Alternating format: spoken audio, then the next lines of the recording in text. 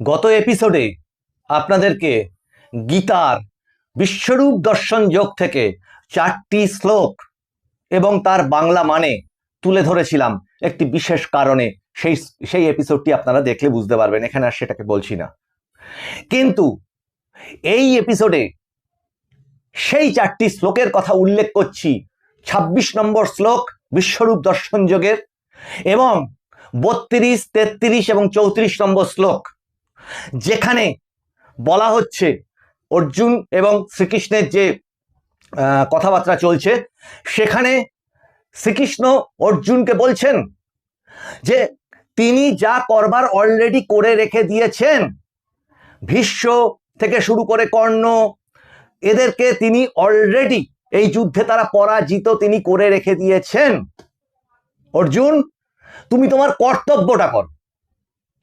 এই অংশটা তিনি বোঝাতে চেয়েছেন যে তুমি তোমার যে এই মুহূর্তে কর্তব্য সেইটা করো, তুমি ভীত হও না, তোমার কাজ যুদ্ধ করো, তুমি সেই যুদ্ধ করো। যুদ্ধ যদি করো, যুদ্ধে যদি তুমি হেরে যাও তাহলে তুমি বীরের সম্মান পাবে, আর যুদ্ধে যদি তুমি জিতে যাও তাহলে তুমি রাজসুখ, নিষ্কণ্টক রাজসুখ, রাজ্য লাভ করবে। কিন্তু যদি তুমি যুদ্ধ না করো তাহলে তুমি কাপুরুষ হিসেবে পরিচিত হবে। মানুষের ভাষা সকলের মনের কথা বলে। নমস্কার, আমি প্রবীর রায়চৌধুরী আপনাদের সাথে। মানুষের ভাষার এপিসোডে কোনো ধরনের ভায়োলেন্স, কোনো ধরনের বেআইনি কাজকর্মকে উৎসাহিত করা হয় না। গীতার বিশ্বরূপ দর্শন যোগকে এখানে উল্লেখ করছি এই কারণে, গত এপিসোডেও করেছি, সেটা হচ্ছে মানুষের তার যে মূলার্থ, মানুষের কর্তব্যের প্রতি নিবিষ্ট হওয়া, সৎ কর্মের প্রতি এগিয়ে যাওয়া, সেই দিকগুলোর প্রতি যাতে মানুষের মন নিবিষ্ট হয় সেইটা উল্লেখ করেছি মাত্র। গত এপিসোডে আমি বলেছিলাম যে তৃণমূল কংগ্রেসের ভোট ব্যাংক বা এই আগামী যে ভোট, তাতে তার ভোট পার্সেন্টেজ 18 থেকে 20% নেমে যেতে পারে। আমি আমার সেই পয়েন্টে এখনো পর্যন্ত আছি।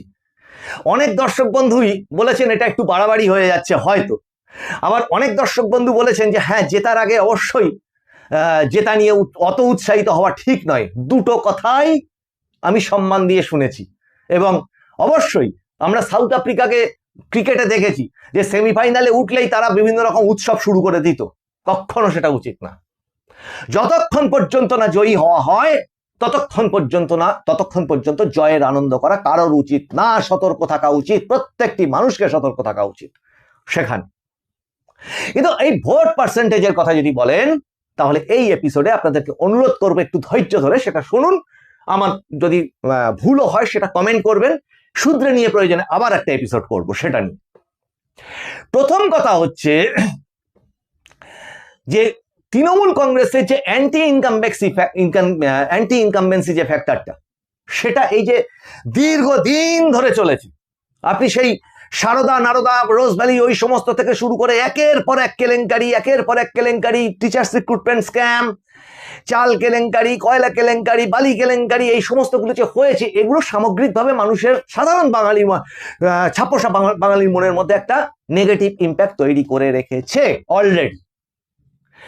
কিন্তু ভোট দিয়ে সেটার প্রতিবাদ জানানোর মতো অনুকূল পরিবেশ বাংলা এখনো পর্যন্ত পায়নি। তাই তার সেই জন আবেগের প্রতিফলনটা ভোট বাক্সে আমরা দেখতে পাইনি। না পঞ্চায়েত ইলেকশনে হয়নি, পৌরসভা ইলেকশনে ভোটই হয়নি, আর বিধানসভা ইলেকশনে ভোটই হয়নি, লোকসভা ইলেকশনে সেই একই জিনিস, প্যারামিলিটারি খিচুড়ি খেতে চলে গেছিল, টুরিস্ট স্পটে বেড়াতে চলে গেছিল, ক্যামেরার ওপরে স্টিকার মারা ছিল, আমার ভোট অন্য লোকে দিয়ে চলে গেছিল। এই যে সিচুয়েশনটা, কাজেই প্রকৃত জনমতের প্রতিফলন এখনো পর্যন্ত, যেটা বিজেপি রাজ্য সভাপতি শ্রমিক ভট্টাচার্য বলেছেন যে লাস্ট ভোট হয়েছে 2011 সালে, তারপরে আর ভোটই হয়নি বাংলাতে। ভোট যাকে বলে সেটা হয়নি। তা ভোট হয়েছিল, বামফ্রন্ট উল্টে গেছিল, অবাধ নির্বাচন হয়েছিল তাই উল্টে গেছিল। আর এবার নির্বাচন কমিশন যে ব্যবস্থাগুলো নিচ্ছে, সেইগুলো যদি নেয় এবং প্রকৃত ভোটারের মানসিকতার প্রতিফলন যদি তাতে ঘটে, তাতে করে বিশেষ কিছু অঙ্ক উঠে আসছে যেগুলো চমকে দেওয়ার মতো। সেগুলো আপনারাও ভাবুন। সেটা হচ্ছে এই অ্যান্টি ইনকামেন্সি ফ্যাক্টরে যে পার্সেন্টেজ অফ ভোট ক্যান্সেল হল বা নেমে গেল ধরুন, সেটা একটা পয়েন্ট। 2 নম্বর পয়েন্ট কি, এই যে এসআইআর এর ফলবশত অলরেডি যে পরিমাণ নাম বিভিন্ন বিধানসভায় বাদ পড়ে গেছে, যেটাকে বিভিন্ন বিরোধী দল বলছে যে ওটাই ছিল শাসকের ভোট ব্যাংক বা ভোটার, মৃত প্রেতাত্মা ভোট, দূর স্থানে চলে গেছে শিফটেড হয়ে যাওয়া ভোটারের ভোট, ডুপ্লিকেট ভোট ইত্যাদি ছিল ছাপ্পা ভোটের অন্যতম ভোট বা ছাপ্পা ভোটের একটা বড় অংশ। বহু বিধানসভা কেন্দ্র আছে যেখানে 3000, 4000, 5000 এইরকম ডিফারেন্সে ডিসিশন হয়েছে। আর এখন এসআইআর এর ফলবশত সেখানেই দেখা যাচ্ছে কোথাও কোথাও 10,000, কোথাও 15,000, কোথাও 6,000, কোথাও 20,000। স্বয়ং মুখ্যমন্ত্রীর কেন্দ্রে এই মুহূর্তে 44,000 বাদ পড়েছে। লজিক্যাল ডিসক্রিপেন্সি না, আন্ডার অ্যাডজুডিকেশন না, নর্মাল ফাইনাল লিস্টে যেটা বাদ পড়েছে সেটা। আর 14,000 এখনো কি 16,000-এর মতো এখনো আন্ডার অ্যাডজুডিকেশন রয়েছে। এই হচ্ছে একটা বড় চিত্র। এটা তো সেই ভোট পার্সেন্টেজ যেটা শাসক দলের 43%-এর কাছাকাছি ভোট, সেইটার মধ্যেকার অংশ, একটা বড় অংশ। তাহলে সেই পার্সেন্টেজকে তো আপনাকে বাদ দিতেই হবে। তার সাথে যদি আন্ডার অ্যাডজুডিকেশন প্রসেসে এই মুহূর্তে যে 60 লক্ষ রয়েছে সেটা বেরিয়ে আসার অংশটাকে যদি ধরেন, তাহলে সেটার আরো বড় ভূমিকম্প সেখানে ঘটে যেতে পারে এই ভোট বাক্সে বা পার্সেন্টেজে।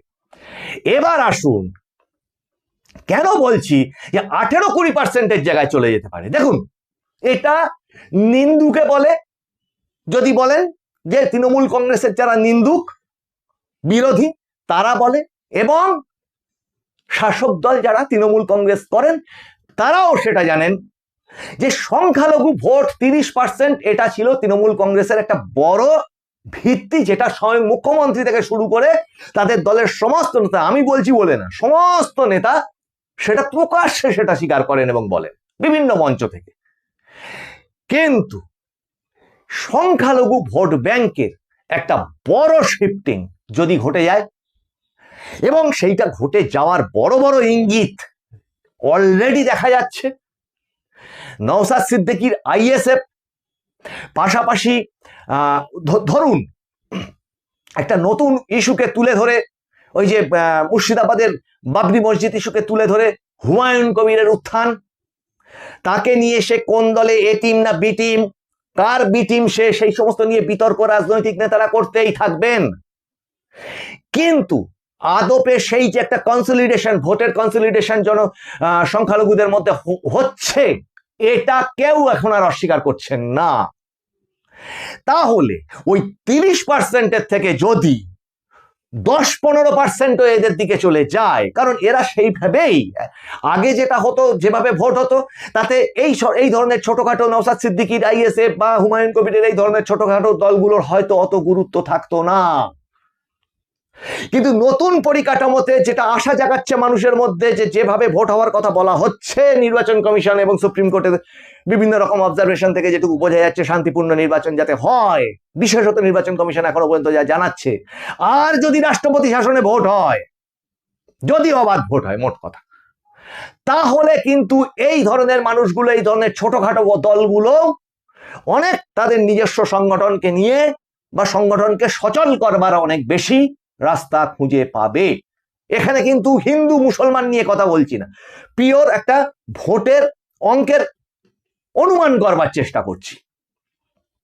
তা যদি হয়, এবং খেয়াল করে দেখুন, শাসক দলের থেকে যদি ওই ভোটের অংশটা চলে যায়, এবং এই যে ধর্ণা মঞ্চ সেটাকে দেখিয়ে দিল, যেটা নিয়ে আমি পর পর এপিসোড করে গেছি আপনাদের সামনে, সেখানে সংখ্যালঘু মানুষের অনুপস্থিতি, তার জন্য প্রায় 4 দিনের মাথায় লোক না হওয়ার কারণে সেই ধর্ণা মঞ্চ উঠিয়ে দিতে হলো শাসক দলকে।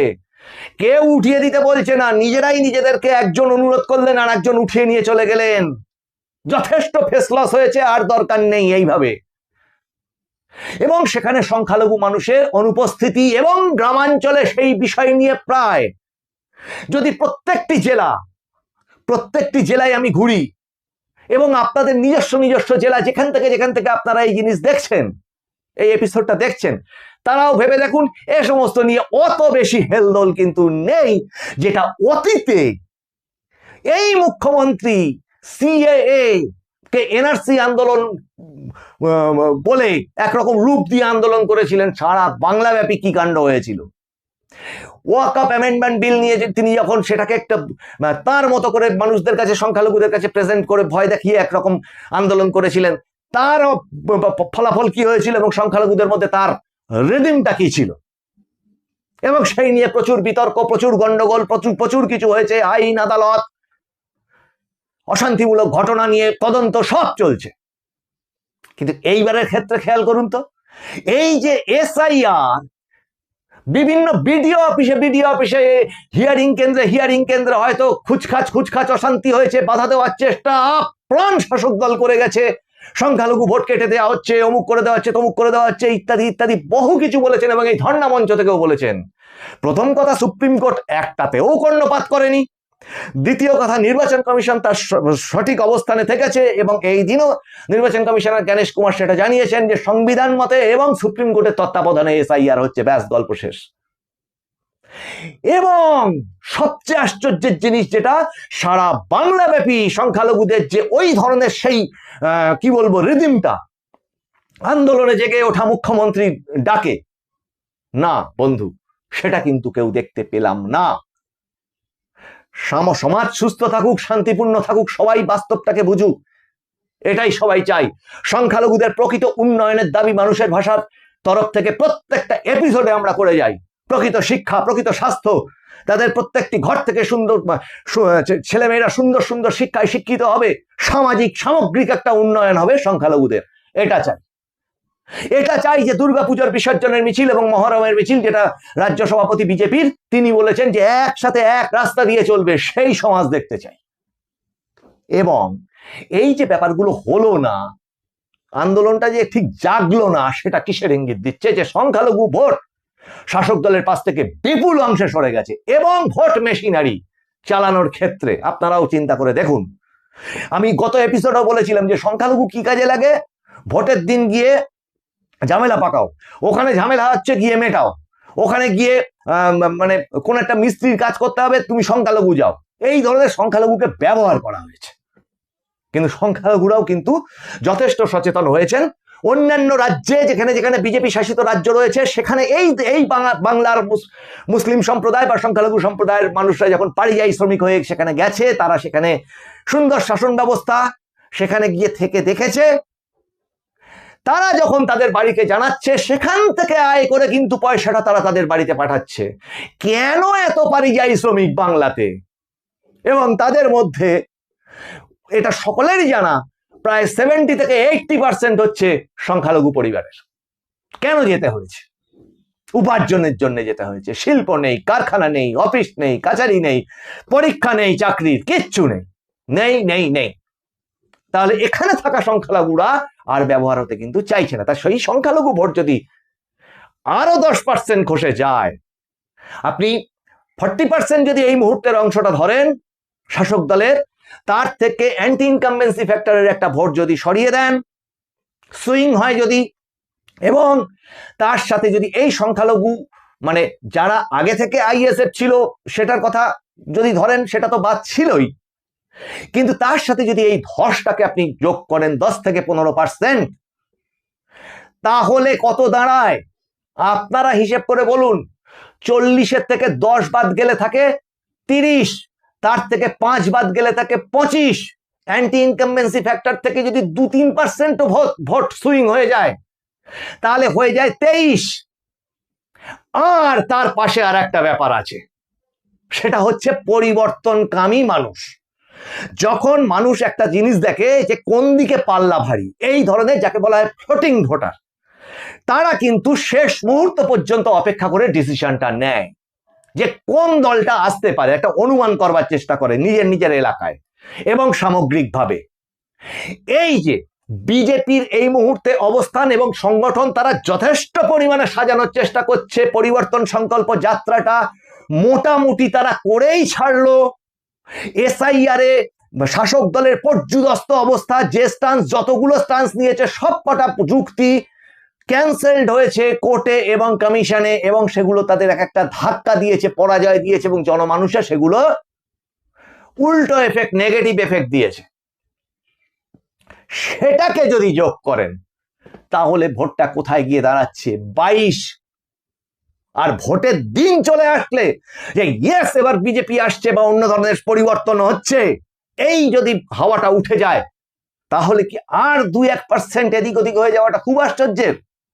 আর তার সাথে যদি যোগ দেন যে এটা নর্মালি হিসাবে দেখা যাচ্ছে পাটিগণিতে, হিন্দুদের মধ্যে ভোটের পার্সেন্টেজ ভোটের দিন 59-58 এই পার্সেন্টেজ থাকে, সেখানে যদি সেই পরিমাণ মানুষ, যেটা একটা পরিবর্তনের সময় ভোটের পার্সেন্টেজ প্রচুর পরিমাণে বেশি দেখা যায়, তার বদলে যদি আরো 10-15% বেশি মানুষ ঘর থেকে বেরিয়ে ভোট দেয়, তাহলে কি দাঁড়াতে পারে? তাহলে ওই যে ভোটটা থাকছে, এক্সট্রা ভোটটা, ওর মধ্যেও কিন্তু আগে শাসক দলের হিন্দু ভোট লুকিয়ে ছিল, হয়তো সেটা হয়তো এবারে পাল্টে যেতে পারে। তাহলে পরিমাণটা কোথায় দাঁড়াচ্ছে? সুধী দর্শক, সুচিন্তিতভাবে আপনারা কমেন্টে জানাবেন। আরো অনেক খুঁটিনাটি হিসেব আছে, এপিসোডটা প্রচুর লম্বা হয়ে যাবে। আপনাদের মতামতগুলো যেগুলো আপনারা দিচ্ছেন সেগুলোই আমরা এখানে তুলে ধরবার চেষ্টা করছি, এবং গ্রাম বাংলা চক্কর মেরে ঘুরে যেগুলো দেখতে পাচ্ছি সেগুলোই তুলে ধরবার চেষ্টা করছি। মানুষের ভাষার এই এপিসোড এই পর্যন্ত। আপনারা সাবস্ক্রাইব করুন, লাইক করুন, শেয়ার করুন, কমেন্ট করুন। কমেন্ট আমাদের কাছে ভীষণ ভ্যালুয়েবল, ওটা করতে ভুলবেন না। আর আগামী যে এপিসোডগুলো আছে সেই এপিসোডগুলোর দিকে আপনারা নজর রাখুন মানুষের ভাষার পর্দায়। মানুষের ভাষা সকলের মনের কথা বলে। আমি প্রবীর রায়চৌধুরী এতক্ষণ আপনাদের সঙ্গে ছিলাম। দেখা হচ্ছে আবার সামনের এপিসোডে। নমস্কার।